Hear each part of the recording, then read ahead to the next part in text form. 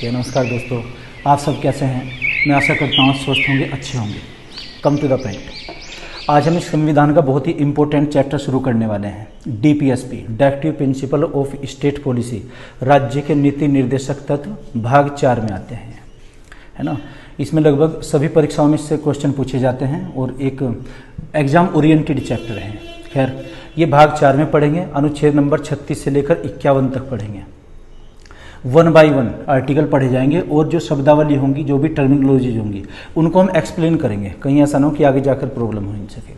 Okay, तो इसमें 2 संविधानविदों के नाम हैं। एक तो डॉक्टर भीमराव अम्बेडकर जी ने कहा इसके बारे में कि जो डीपीएसपी है, राज्य के जो नीति निर्देशक तत्व हैं, इनकी तुलना या इनको कहा गया कि संविधान की एक अनोखी विशेषता है। एक बार फिर से डॉक्टर भीमराव अम्बेडकर जी ने क्या कहा है, राज्य के नीति निर्देशक तत्वों को संविधान की अनोखी विशेषता। एक संविधानविदु है केटी शाह। केटी शाह ने कहा है कि बैंक का चेक से तुलना की गई है और ये कहा है कि राज्य के नीति निर्देशक तत्व एक ऐसे बैंक का चेक है जिनको बैंक अपनी सुविधा के अनुसार भुगतान करता है जिनका। ओके, एक हम आधुनिक इतिहास में पढ़ेंगे। 1942 की एक घटना है जब यहाँ पर क्रिस मिशन आया था या भारत छोड़ो आंदोलन चला था। क्रिस मिशन के बारे में गांधी जी ने उस टाइम पर कहा था कि क्रिस मिशन की शर्तें कैसी हैं, जैसे एक दिवालिया बैंक का चेक होना। वो कमेंट एक अलग है और ये अलग है। एक संविधान के डीपीएसपी पर कमेंट किया गया, ये तो किसने, केटी शाह ने किया गया, बैंक के चेक के रूप में। और जो 1942 में क्रिस मिशन भारत आया था, उसमें गांधी जी ने बैंक के चेक के रूप में कमेंट किया है। ये दोनों चीज़ें अलग अलग हैं। तीनों कमेंट एक बार फिर से देख लीजिए आप। ये भीमराव अम्बेडकर जी ने संविधान की अनोखी विशेषता, केटी शाह ने क्या कहा है कि बैंक का चेक, ये एक ऐसे बैंक का चेक है जिनको बैंक अपनी सुविधा के अनुसार भुगतान करता है, डीपीएसपी के बारे में। और आधुनिक इतिहास में क्रिस मिशन को गांधी जी ने कहा है दिवालिया बैंक का चेक। ये हम इतिहास में पढ़ेंगे। ओके, ठीक है, याद रहेगा। ओके, डीपीएसपी का लक्ष्य क्या है। डीपीएसपी का लक्ष्य कल्याणकारी राज्य की स्थापना करना या फिर आर्थिक तथा सामाजिक लोकतंत्र की स्थापना करना, और एक ही राज्य के आदर्श के रूप में दर्शाया गया संविधान को इसमें, है ना। ये चीज़ें हैं। तो भाग 4 में आएंगे। अनुच्छेद नंबर 36 से 51 तक होंगे। इसमें 2 उसके संविधानविदों के कमेंट हुए हैं और इसका लक्ष्य क्या है, कल्याणकारी राज्य की स्थापना करना, सामाजिक तथा आर्थिक लोकतंत्र की स्थापना करना। तो इसके जो आर्टिकल्स हैं वो 1 बाई 1 पढ़ेंगे। आप इसको चाहे तो नोट कर लीजिए, स्क्रीनशॉट ले लीजिए।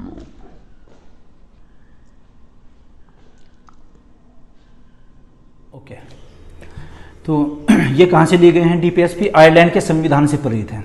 तो अनुच्छेद करते हैं 1 बाई 1। आर्टिकल नंबर 36, अनुच्छेद नंबर 36 में, अनुच्छेद 36 में राज्य की परिभाषा बताई गई। राज्य की परिभाषा वही जो हमने पहले 12वीं में पढ़ी थी। अनुच्छेद 12 में क्या है, राज्य शब्द। राज्य शब्द के अंतर्गत देश की संसद, राज्यों के विधानमंडल तथा अन्य सरकारी या लोक प्राधिकारी आते हैं।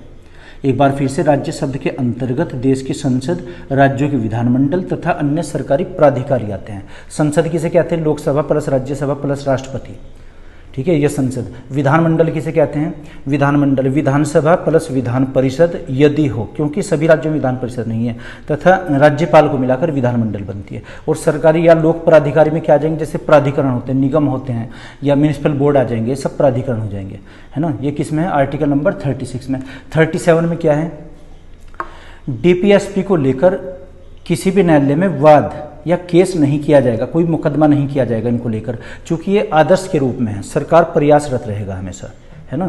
तो इसमें लिखा है कि आर्टिकल नंबर 37, डीपीएसपी को लेकर न्यायालय में कोई वाद या केस या कोई मुकदमा नहीं किया जाएगा। ये कोई वाद या केस आ जाएगा, नहीं किया जाएगा। यह लोक कल्याणकारी राज्य की स्थापना के लिए है। इसे आदर्श के रूप में रखा गया है। एक तो लोक कल्याणकारी राज्य की संकल्पना करेंगे और एक आदर्श के रूप में, तो 3 बिंदु हैं। आर्टिकल नंबर 38 में, राज्य लोक कल्याण की अभिवृद्धि के लिए सदैव प्रयासरत रहेगा, कोशिश करेगा कि जन कल्याण कैसे होना है, पब्लिक वेलफेयर कैसे होना है। ये आर्टिकल किसमें, 38 में। ओके, 39, इसके 2 पार्ट है। अनुच्छेद नंबर 39 के 2 भाग हैं। एक तो आएगा 39 में क्या है, समान कार्य के लिए समान वेतन, अर्थात किसी कार्य को करने के लिए महिला और पुरुषों में कोई भेदभाव नहीं किया जाएगा। मान लीजिए कोई सरकारी पदाधिकारी है, उसी पद पर कोई महिला है, उसी पर पुरुष है, यानी कि महिलाओं को कम वेतन दिया जाएगा, पुरुषों को ज़्यादा, या पुरुषों को कम दिया जाएगा, महिलाओं को कम दिया जाएगा। समान कार्य के लिए समान वेतन, याद रहेगा बच्चों। ओके, 39A 39A ये 42वें संविधान संशोधन 1976 के द्वारा जोड़ा गया था और 1977 में प्रभावी हुआ था, इफेक्टिव हुआ था। इसमें क्या है, निःशुल्क विधिक सहायता, फ्री लीगल एडवाइस।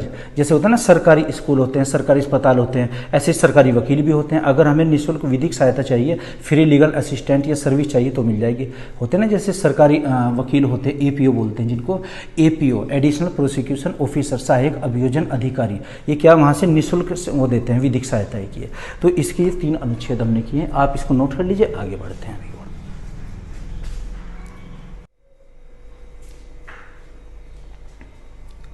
ओके बच्चों, आगे बढ़ते हैं। तो आर्टिकल नंबर 40 में क्या है, ग्राम पंचायतों का विकास, ग्राम पंचायतों या लोकतांत्रिक विकेंद्रीकरण। इसके कई नाम होते हैं, है ना, ये हम 2-3 जगह पढ़ेंगे। इसका एक अलग से अनुसूची भी, अलग से चैप्टर भी है, आर्टिकल 243 में भी आएगा। फिर ये ग्राम पंचायतों के नाम क्या क्या होंगे, एक तो ग्राम पंचायत होगा, लोकतांत्रिक विकेंद्रीकरण होगा, ब्लॉक सिस्टम होगा, या फिर म्यूनिसिपल बोर्ड भी इसी में से निकला है, जैसे 12वीं अनुसूची पढ़ी जाएगी। लोकतांत्रिक विकेंद्रीकरण, डेमोक्रेटिक डिसेंट्रलाइजेशन। तो क्या दिया हुआ है आर्टिकल नंबर 40 में, राज्य ग्राम पंचायतों का विकास करेगी। मतलब हर गांव का या ग्राम पंचायत, हर नगर में अपना अलग चेयरमैन या गांव में अलग प्रधान होगा। लेकिन आपने देखा होगा कि 2 से अधिक गांव का एक प्रधान भी बना देते हैं कभी कभी, है ना। इसका ये मतलब नहीं कि जिस गांव का अलग प्रधान नहीं बनेगा वो गांव एक कोई केस कर देगा, कोई दावा कर देगा सरकार के खिलाफ कि इस गांव में प्रधान क्यों नहीं बनाए। क्योंकि पहले ही आर्टिकल में बताया जा चुका है कि जो हम पूरा पार्ट पढ़ रहे हैं ना DPSP का, ये कहीं न्यायालय में वाद योग्य नहीं होगा, इसको लेकर कोई मुकदमेबाजी नहीं होगी। ओके, आगे बढ़ते हैं। 41 में राज्य कार्य शिक्षा या बुढ़ापे की स्थिति में उनको भत्ते या कोई सार्वजनिक सुविधा देने की कोशिश में रहेगा या प्रयास करेगा। राज्य कार्य शिक्षा, बेरोजगारी या बुढ़ापे की स्थिति में लोक व्यवस्था या फिर सरकारी सहायता देने की प्रबंध करेगा। ठीक है ना। 42 देखना, आर्टिकल नंबर 42 ये महिलाओं के लिए स्पेशली प्रसूति के दौरान, है ना, जब महिला मतलब बच्चे को जन्म देती है, प्रसूति डिलीवरी के दौरान, महिलाओं के लिए प्रसूति के दौरान राज्य विशेष प्रावधान या विशेष छूट दे सकती है, विशेष सहायता दे सकती है उनको, है ना। ये क्वेश्चन आया कि अगर कोई महिला सरकारी सर्विस में है तो वो कितनी बार ऐसे सुविधा ले सकती है, तो उसको 2 बार ऐसी मिल सकती है सुविधा। और जब उसको छुट्टी दी जाएगी, मान लो 1 साल की छुट्टी होगी किसी महिला की पद पर रहते हुए, उस सैलरी भी उसको मिलेगी, यानी कि सैलरी काट ली जाएगी। तो स्पेशली महिलाओं के लिए आर्टिकल नंबर कौन सा है, 42। ओके, 43 राज्य कर्मकारों के लिए काम और कुटीर उद्योग, जो डोमेस्टिक इंडस्ट्रीज होंगी, घरेलू उद्योग, उनको बढ़ावा देने का प्रयास करेगी। कर्मकारों के लिए काम और कुटीर उद्योगों को बढ़ावा देने का प्रयास करेगी। कर्मकारों के लिए क्या काम, जैसे आपने देखा होगा कि मनरेगा चल रही है या कुछ भी ऐसी योजनाएं होती हैं, सरकार को तो काम चाहिए और ये उनको फिर मुआवजा देती है, फिर पैसा देती है। ओके, इसमें एक 43 जोड़ा गया था, 42वें संविधान संशोधन 1976 के अंतर्गत 43A। इसमें क्या था कि जो उद्योगों के प्रबंधन होंगे, मैनेजेरियल जो मीटिंग्स होंगी, उसकी प्रबंधन की मीटिंग होगी, उसमें जो वहाँ की श्रमिक यूनियन होगी वो भी भागीदार करने का प्रयास करेगी, उनको वहाँ पर पार्टिसिपेट करना है। जैसे एग्जाम्पल से सुनिए कि जैसे हमारे यहाँ पर शुगर फैक्ट्री है, तो शुगर फैक्ट्री में एक तो बड़ी एलिट ग्रुप की मीटिंग हुई मैनेजेरियल, जिसमें मैनेजर, प्रबंधक, निदेशक ये लोग भाग लेंगे। लेकिन जो वहाँ का श्रमिक दल है, जो कर्मकार हैं, है ना, उनकी एक यूनियन होगी, यूनियन का नेता भी उसमें भाग लेगा, है ना। तो क्या दिया गया है, उद्योगों तथा कारखानों में श्रमिकों के लिए प्रबंधन में भागीदारी करने का प्रयास करेगी। ये कब जोड़ा गया, 42वें संविधान संशोधन 1976 के अंतर्गत। ओके, 44वां आर्टिकल, समान नागरिक संहिता, यूनिफॉर्म सिविल कोड। समान नागरिक संहिता क्या होता है, देखना, समान का मतलब एक जैसा, यूनिफॉर्म। यूनिफॉर्म का भी आप ये समझे कि ड्रेस कपड़े को कहते हैं, स्कूल में बच्चों की यूनिफॉर्म होती है। यूनिफॉर्म का मतलब ड्रेस नहीं है, कपड़े नहीं है। यूनिफॉर्म का मतलब एक समान, एक जैसा होता है ना। यूनिफॉर्म स्पीड से चलिए, यानी कि एक जैसी गति से चलिए। अगर हम 50 की स्पीड पर हैं तो हरदम 50 ही स्पीड पर चलते रहें, उसको हम क्या कहेंगे, यूनिफॉर्म। तो यूनिफॉर्म सिविल कोड, समान नागरिक संहिता, पूरे भारत में समान नागरिक संहिता लागू होगी। क्वेश्चन ऐसे आया हुआ है बच्चों कि किस राज्य में समान नागरिक संहिता लागू है, आंसर आता है गोवा। गोवा में चूंकि विभिन्न कल्चर के लोग रहते हैं वहाँ पर, जब यहाँ पर यूरोपियंस आए थे, इतिहास में जो हम पढ़ेंगे, पुर्तगीज आए यहाँ पर, है ना, स्पेनिश आए, अंग्रेज आए, फ्रांसीसी आए, तो इसमें कुछ लोग यहीं पर रुके हुए थे, यानी कि जो पुर्तगाली थे, जो सबसे पहले आए थे, वो सबसे बाद में गए हैं इंडिया से, है ना। उनके कल्चर अलग है। ये जो कानून है चूँकि ये उन पर भी समान तरीके से लागू होंगे। तो समान नागरिक संहिता प्राप्त करने वाला राज्य गोवा, है ना। जो विदेशी मूल के हैं या फिर जन्मे वो भारत में, लेकिन उनके पूर्वज विदेशों में हुआ करते थे, वो भी इसके अंतर्गत आ जाएंगे, है ना। आगे 45, राज्य 14 वर्ष की आयु के बच्चे को निःशुल्क और ये शिक्षा दिलाने का प्रयास करेगी। ये 6 से 14 वर्ष है ना, 6 to 14 वर्ष शिक्षा के लिए। राज्य 6 से 14 वर्ष की आयु के बच्चे को निःशुल्क और अनिवार्य शिक्षा दिलाने का प्रयास करेगी या उनके लिए विशेष प्रबंधन करेगी। ये जो शिक्षा वाला मामला है कई जगह लिखा हुआ है, अनुच्छेद 21 में भी देखना। 21 में जो हम पढ़ते हैं, एक हुआ था 86वां संविधान संशोधन, ये 2002 में हुआ था। 86वां संविधान संशोधन 2006 में, है ना। इसमें था कि 6 से 14 वर्ष के आयु के बच्चे को निःशुल्क और अनिवार्य शिक्षा दी जाएगी। ये किसमें, आर्टिकल नंबर 21 में रखा गया था। प्राण और दैहिक स्वतंत्रता वाले में, मौलिक अधिकारों में पढ़ा था ना, प्राण और दैहिक स्वतंत्रता। तो उसमें क्या था, जीने के अधिकार में मरने का अधिकार शामिल नहीं है, विदेशी यात्रा पर जा सकते हैं, किसी को आत्महत्या या फिर इच्छा मृत्यु करने का अधिकार नहीं है भारत में। उसी में जोड़ा गया था एक्ट 86वां संविधान संशोधन करके कि 14 वर्ष से कम आयु के बच्चों को निःशुल्क और अनिवार्य शिक्षा दी जाएगी। देखना आर्टिकल 45 में भी है, आर्टिकल नंबर 21 में भी है, ये 21 में भी आ जाएगा, इसको स्पेशली ध्यान रखना है। नंबर 46, राज्य एसटी तथा एससी जातियों के लिए अन्य दुर्बल वर्गों के लिए अभिवृद्धि के लिए प्रयास करेगी, है ना। इसी को ध्यान में रखते हुए एससी और एसटी वर्ग के जातियों के लिए विशेष प्रावधान किए गए हैं। ओके, आगे बढ़ते हैं। नंबर 47, राज्य पोषण और स्वास्थ्य के लिए, पोषण और स्वास्थ्य की देखभाल के लिए, यानी कि न्यूट्रिशन और उनको हेल्थ सर्विस देनी है के लिए विशेष प्रावधान कर सकती है, विशेष प्रयास करेगी। इसी को ध्यान में रखते हुए जैसे CHC होता है कि CHC का मतलब कम्युनल हेल्थ सेंटर, सामुदायिक स्वास्थ्य केंद्र, है ना। होते हैं ना, गांव में भी हॉस्पिटल्स होते हैं या फिर नगरों में होते हैं। अगर एक गांव में अस्पताल है दूसरे में नहीं है तो हम ये दावा नहीं कर सकते सरकार के खिलाफ कि इस गांव में क्यों नहीं है ना, क्योंकि सरकार ने पहले ही कहा कि इनको लेकर कोई मुकदमेबाजी नहीं होगी, है ना। सरकार साथ प्रयास में रहेगी क्योंकि ये कल्याणकारी आदर्श के रूप में दर्शाए गए हैं, इसका ध्यान रखिएगा आप 46 का। ये 47, ओके। 48, राज्य कृषि तथा पशुपालन को आधुनिक ढंग से करने का प्रयास करेगी, है ना। एग्रीकल्चर और पशुपालन आधुनिक ढंग से, नेहरू जी ने खास तौर से ध्यान वो दिया था बल इन चीज़ों पर, वो आधुनिकता को बढ़ावा देना चाहते थे तब। इसी में दुधारू पशुओं का वध करने से रोकना है, जो दूध देने वाले प्राणी हैं उनका वध करने से, है ना, उनका कोई वध ना कर देखिए, उसको रोकना है, ओके। और इसी में 42वां संविधान संशोधन 1976 में किया गया था, जिसके अंतर्गत एक 48A जोड़ा गया था, 48A। इसमें क्या है, राज्य पर्यावरण का संरक्षण, पर्यावरण के संरक्षण करने का प्रयास करेगी। पर्यावरण शब्द के अंतर्गत बताया, इसमें क्या आ जाएंगे, जैसे पहाड़, पहाड़ियाँ, है ना, या नदियाँ, या नहरें या नाले, जितनी भी, या वाइल्ड एनिमल, इसमें वन्य जीव भी आएंगे। वन्य जीव पर्यावरण शब्द के अंतर्गत आते हैं, है ना। एक केस आपको बताएंगे, जो चिंकारा हिरण वाला एक केस था, उन पर फिल्म इंडस्ट्री के कुछ लोग थे, उस पर क्यों चला हुआ है वो अलग से डिस्कस करेंगे। तो ये सारा हम उसमें पढ़ रहे हैं, राज्य के नीति निर्देशक तो DPSP में, इसको आप नोट कर लीजिए। आगे बढ़ते हैं फिर अभी।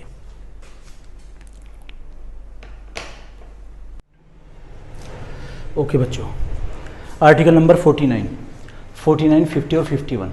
49 में देखते हैं, राज्य का मतलब वही है जो हमने परिभाषा पढ़ी थी। तो राज्य राष्ट्रीय महत्व के स्मारकों, इमारतों, स्थानों या वस्तुओं को संरक्षित करने का प्रयास करेगी, जैसे लाल किला या फिर ताजमहल, या फिर राजस्थान के बहुत सारे फोर्ट्स बने हुए हैं, किले बने हुए हैं, वहाँ पर जंतर मंतर हैं। इस तरीके से करीब ये 35 या 36 साइट्स हो रही हैं, इनको संरक्षित करने का प्रयास करेगी, है ना। इन पर फोर्स लगाएगी कि इनको सुरक्षित रखा जाए, है ना। आगे आइए, आर्टिकल नंबर 50, राज्य कार्यपालिका और न्यायपालिका में विभेद। कार्यपालिका और न्यायपालिका, इस पर एक अलग से वीडियो भी बनाएंगे हम। कार्यपालिका, न्यायपालिका और विधायिका, ये सब चीज़ें क्या होती हैं। तो पहले आप इस वर्डिंग को समझिए, कार्यपालिका और न्यायपालिका। देखना यहाँ पर क्वेश्चन आता है कि भारतीय लोकतंत्र के कितने पिलर्स हैं, how many pillars of Indian democratic system. तो इसके जो पिलर्स आ जाएंगे, स्तंभ आ जाएंगे, 3 + 1 = 4, 3 + 1 = 4। न्यायपालिका, विधायिका, कार्यपालिका और न्यायपालिका। चौथा जो स्तंभ बना है, सूचना का अधिकार, है ना, RTI, ये अलग से जब वीडियो बनाएंगे उसमें आपको बताएंगे। तो विधायिका को लेजिस्लेटिव, कार्यपालिका को एग्जीक्यूटिव, न्यायपालिका को जुडिशरी सिस्टम ये कहेंगे। तो इनमें आप डिफरेंस समझिए। पहले विधायिका क्या होती है, विधायिका जो विधान बनाते हैं, जो कानून बनाते हैं। विधायिका क्या हुई, जो लोग कानून बनाते हैं। कानून कौन बनाते हैं, MP MLA बनाते हैं, वो तो MLC, है ना, या तो संसद में या विधानमंडलों में ये कानून बनाते हैं, विधान बनाते हैं, यानी कि विधायिका का अंग हुए। विधायिका को ही हिंदी में व्यवस्थापिका कहते हैं, विधायिका या व्यवस्थापिका, इंग्लिश में लेजिस्लेचर। तो लेजिस्लेचर में या व्यवस्थापिका विधायिका में कौन लोग आएंगे? जो संसद में कानून बनाते हैं या फिर जो विधानमंडलों में कानून बनाते हैं, यानी कि एमपी, उसमें लोकसभा के एमपी, राज्यसभा के एमपी, विधानमंडल के एमएलसी और ये एमएलए, ये लोग आ जाएंगे इसमें। समझ में आया ना कि क्या होता है विधायिका? विधायिका विधान बनाने वाले।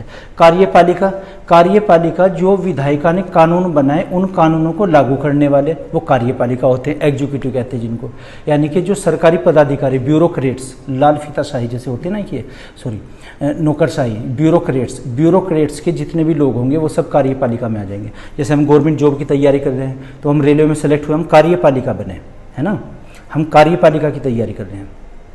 जुडिशरी क्या होती है? इसमें न्यायालय आ जाएंगे, है ना, ये अदालतें होंगी, जो जुडिशरी में आएंगी, न्यायपालिका में।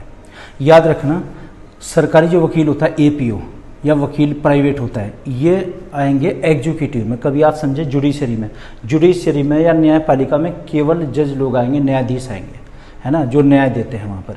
वकील लोग किस में आ जाएंगे? कार्यपालिका में, अलग से आपको समझाएंगे। और चौथा स्तंभ बनाएंगे आरटीआई। तो एक बार और समझिएगा, अगर ये क्वेश्चन आता है कि how many pillars of Indian democratic system, भारतीय लोकतंत्र के कितने स्तंभ हैं, तो हम बताएंगे 4, 3 + 1 4, 3। इसको आप डिसऑर्डर कर सकते हैं। आप कार्यपालिका को पहले बता दीजिए, विधायिका को बाद में। तो विधायिका, कार्यपालिका, न्यायपालिका, चौथा स्तंभ आरटीआई, है ना।